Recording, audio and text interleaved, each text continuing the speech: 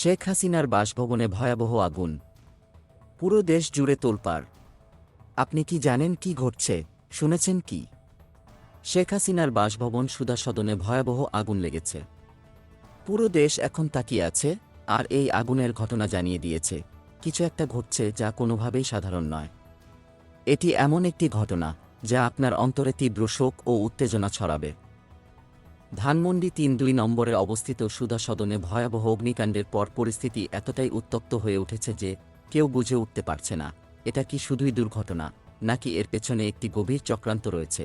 বুধবার রাত ১:১১টার সময় ধানমন্ডি ৫ নম্বর সড়কের সুধা সদনে অগ্নিকাণ্ডের ঘটনা ঘটে এবং সেই সময় থেকেই শুরু হয় এক তীব্র উত্তেজনা। সুধা সদনে যখন আগুন জ্বলে তখন পুরো ভবনটি মুহূর্তেই উত্তপ্ত হয়ে ওঠে। আপনি কি জানেন এই ঘটনায় বিদ্যুৎ ও গ্যাসের সাপ্লাই বন্ধ করতে হয়েছিল? হ্যাঁ, ঠিক তাই।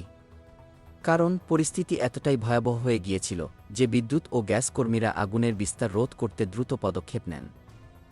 আসলে কি ঘটেছে? শেখ হাসিনা, যিনি একসময় সুধা সদনে বসবাস করতেন, তার বাসভবনে এমন ভয়াবহ আগুন কেন? এটা কি শুধুই একটি দুর্ঘটনা নাকি এর পেছনে রয়েছে অন্য কোনো উদ্দেশ্য? জনমনে এই প্রশ্ন উঠেছে, আর পুরো দেশ তোলপাড় হয়ে যাচ্ছে। এদিকে ফায়ার সার্ভিসের ঢাকা কন্ট্রোল রুমের মোবিলাইজিং অফিসার খালেদা ইয়াসমিন গণমাধ্যমকে জানান, তারা আগুনের খবর পেয়েছিলেন রাত ১:১১টার দিকে, কিন্তু নিরাপত্তাহীনতার কারণে তারা সুধা সদনে পৌঁছাতে পারেননি। এ ঘটনা আরও রহস্যময় হয়ে উঠছে, কিন্তু ঘটনা এখানেই শেষ নয়।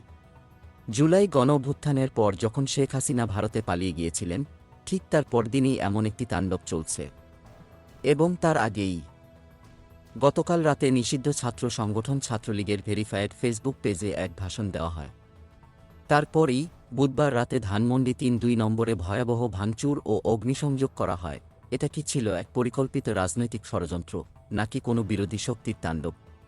এটি কি শাসক দলের বিরুদ্ধে নতুন এক মরণ কামড়? পুরো দেশ আজ শোকে ভাসছে। আর এমন ঘটনা আমাদের চোখ খুলে দিয়েছে, দেশের পরিস্থিতি এতটাই সংকটময় হয়ে উঠছে যে কোনো সময় কিছু হতে পারে। শেখ হাসিনার বাসভবনে এমন আগুন লাগানো হবে, এটি ছিল এমন এক মুহূর্ত যা কেউ কল্পনাও করতে পারেনি। কিন্তু এবার সবাই জানে যে কিছু বড় ধরনের ঘটনা